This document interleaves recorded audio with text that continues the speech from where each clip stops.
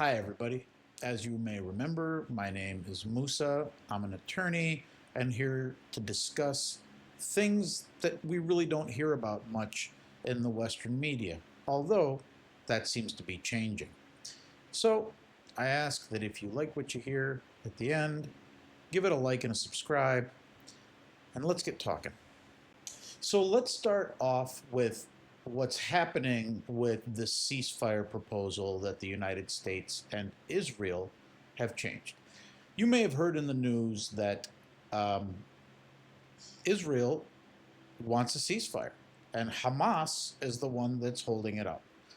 Well, in reality, what's happening is they're trying to strong arm Hamas into a deal that will allow Israel to just start bombing Gaza all over again in 6 months. Now, keep in mind that they've already agreed to step down and relinquish power. So it seems that the only reason that they're doing this is to maintain and keep Hamas in power. If they wanted Hamas out of power, they would be out of power by now because they've already offered that. But that's not what they want.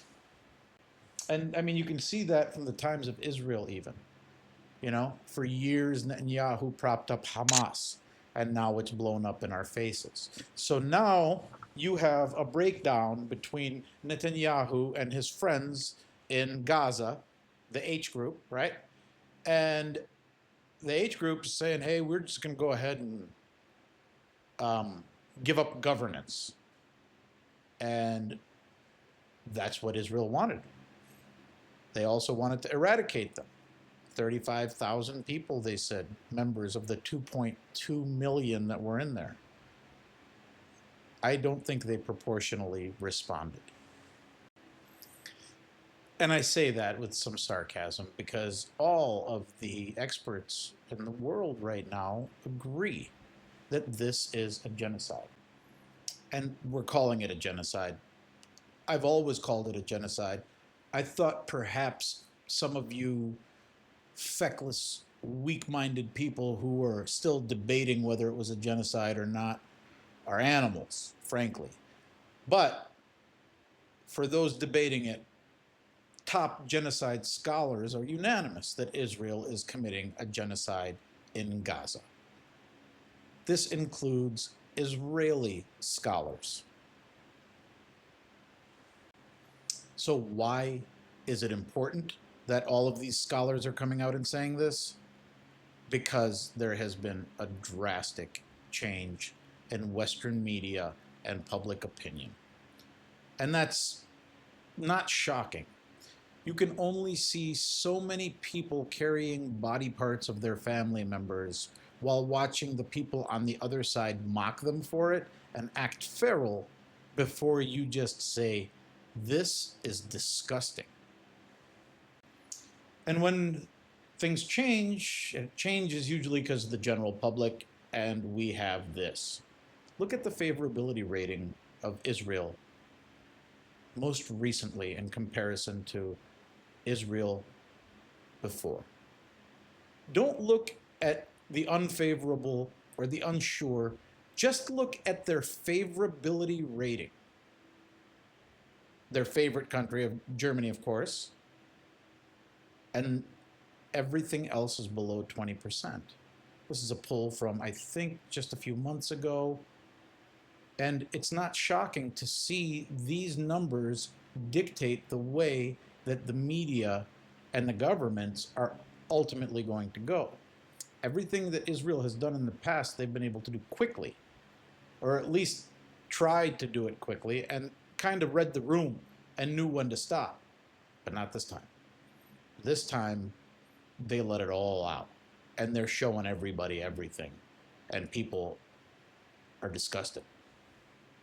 And then you get people like Israel's biggest apologist, Piers Morgan, just laying into Israelis that he's been propping up for the last 20 months, only to have them say that he is spreading blood libel now.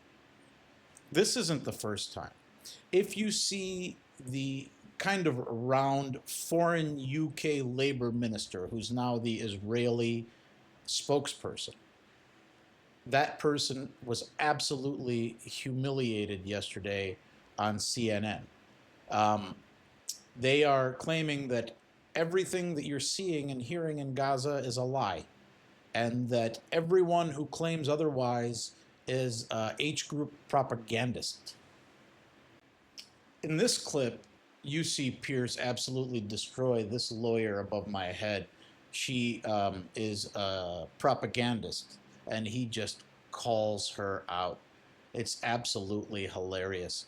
She's claiming that the images of the dead Palestinians are AI generated, and that basically Pierce is spreading terrorism. This is the Israeli ambassador to the UK.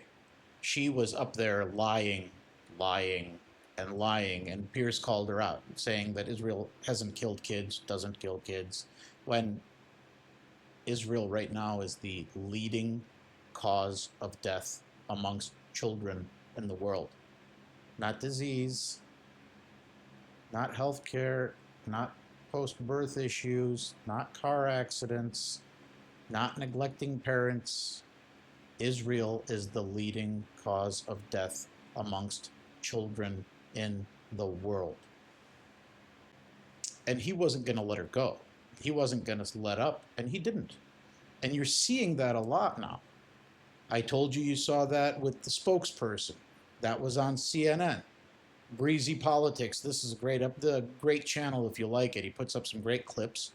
This right here just goes to show you that even in the face of facts, they're willing to lie, which makes you think, who's the one who has been lying the whole time? And who's the one who's been telling the truth? So let's recap. We have a peace offer that was offered by Witkoff from the United States, who's just showing his loyalty now straight to Israel. And it didn't request that Hamas step down. It requested a 60-day ceasefire so that Israel could start bombing again in 60 days. Meanwhile, Hamas said they want a permanent ceasefire and they will step down. It's not Hamas that wants them to stay in power right now. We've also seen what 20 months of a genocide can do to even the most hardened people, and how those people's minds can change, and how the world opinion can change so quickly, very, very quickly. And finally, we've also seen how the media has changed. Now, it's been slow and long, but it's necessary and welcome. And so long as we keep the pressure on, we keep the world of the genocidal maniacs small. So long as we keep the pressure on. So this is what I advise you to do. If you have any, let's say, anybody that you know on social media that makes genocidal statements or comments, like one of the lawyers here in Atlanta, Noah Pines, did, you send that information to the countries that are banning Israelis, and those people will likely get put on their list there as well. Anybody you know that has any sort of genocidal intent or belief, you can report them to the foreign ministries of the countries that are currently opposed to what Israel is doing, and the 12 to 20 countries or so that are currently banning all Israelis because of their conscription of the military and because of the genocide that they've been committing for the last nearly 2 years. Thank you very much for sticking around. Thank you. If you've watched till here, then you better like. If not, please take a look at my other videos. Think of liking and subscribing if you like what you saw, and I look forward to talking to you again soon.